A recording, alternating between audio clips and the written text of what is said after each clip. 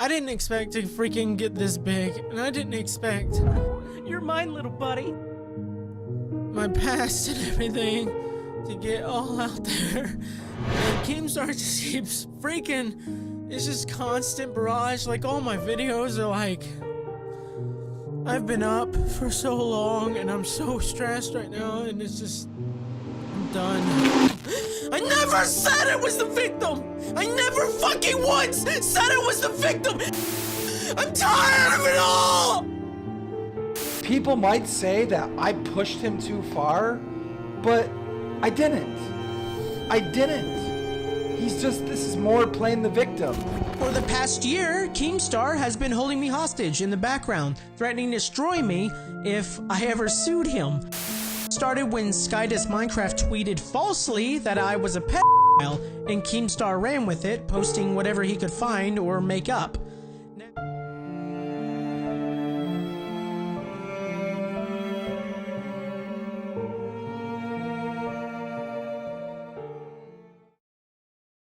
Being on the internet for the longest time, I've seen so many things on the internet.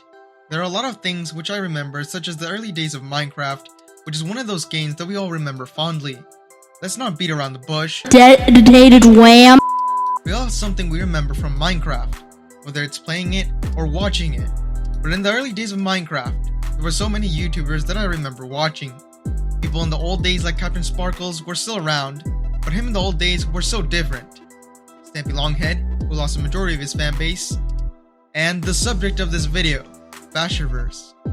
I'm not going to beat around the bush and say he was someone who was a legend, as he had quite a turbulent and controversial career. His life was riddled with tragedy and a lot of problems, some self-inflicted, and others that were straight up out of his control. But his career is something of the past that I would like to revisit, since his time on YouTube was wild and it brings back memories of old Minecraft, whether it's good or bad.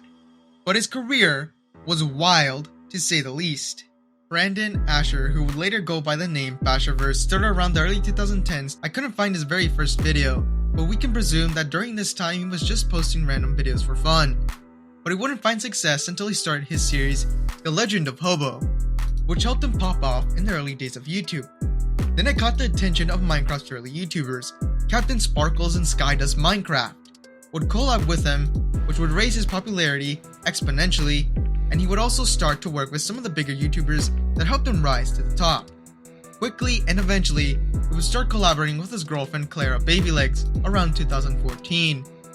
During this time, he would work with her and the relationship was on full display. As they moved in together, and things seemed to be on the up. He would work with the BAHMLounge, which was one of the first content houses that made sketches, pranks, challenges, and gaming with a few friends. This was also a big hit. The channel was racking up so many views, Basher had moved outside of Minecraft and branched out to other content. But that was only the beginning. That would soon spiral out of control, and it would have a long-lasting impact on his career. This all began with Keemstar. Unsurprisingly, he was the one who either started or worsened the drama. But like the relationship between early Minecraft YouTube channels and the FBI, this would be a huge dumpster fire. Somebody tipped off Keemstar about some troubling news.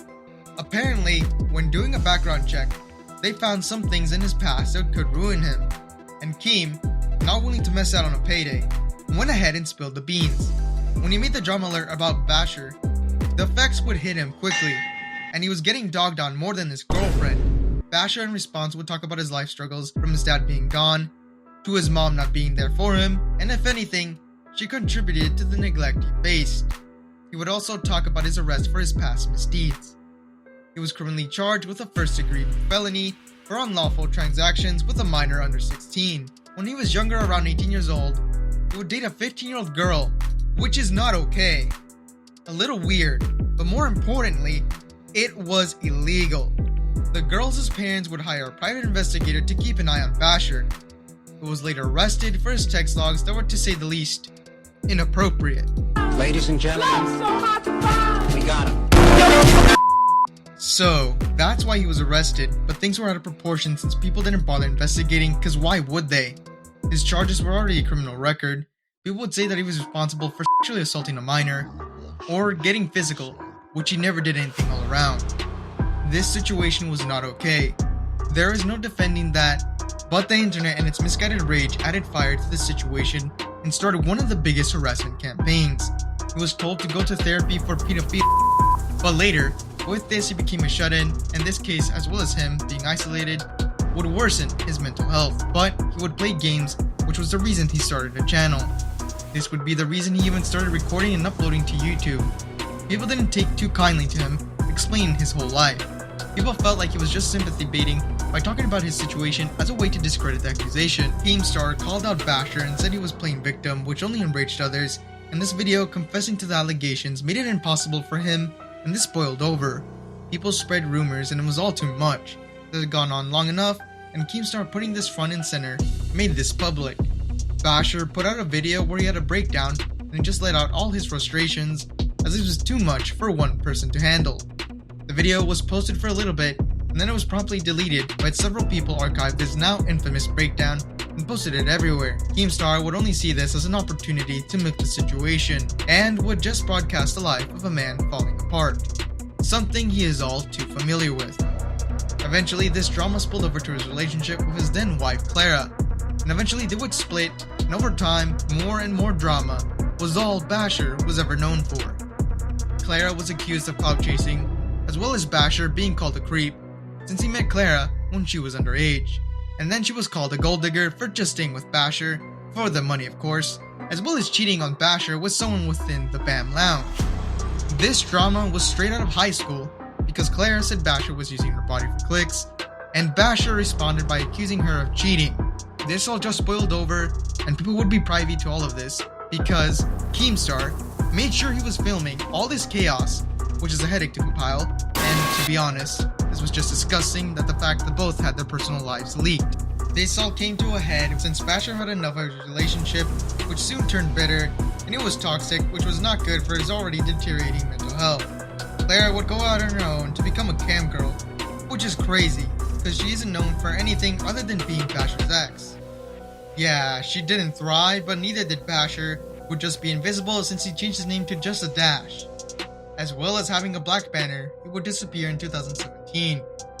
His other social media accounts were deleted, and fans would worry about him thinking he ended himself.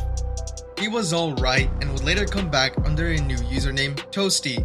People didn't bring too much attention to his old persona, and he was pretty transparent about his change, but not many cared. He would just go about his activities without too much care. He would restart and he would start streaming on Twitch for a little while, and people supported his change as well as being shown support.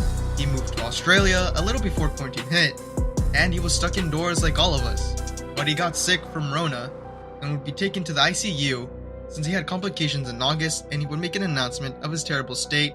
He had Rona pneumonia, which would make his recovery hell, and he would even admit he was close to dying, and he had hoped to be able to be outside the hospital.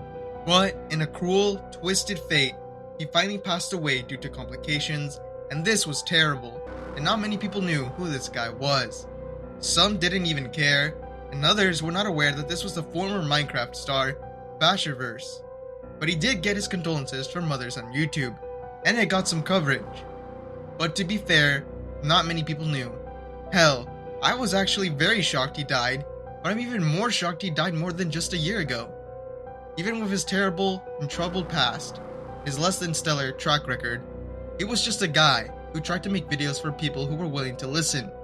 But he was constantly having misfortunes, whether it was being born to a terrible home life, to his terrible choices, or contributing to his deplatforming that would forever change him. He just could not catch a break, until his bad luck finally took his life. And I just want to say, rest in peace to Basher. It wasn't someone on my radar, as I rotted my brain with other content, but I did know about him, especially after the coverage he had in 2015. Also, I just want to say, even though I'm saying rest in peace to Basher, this doesn't necessarily mean that I fully support his past actions that he has done, but I just want to make sure that he gets the proper condolences that he should have received, even though a lot of people were unaware of his passing at the time due to his controversies, and as well as his lackluster legacy on YouTube since he was one of the first OG Minecraft YouTubers. Rest in peace, Bashurverse. Let me know what you think. Leave a like and subscribe to the channel. I think I'm falling. Baddest bitches stole my heart, it's back cause I went all in.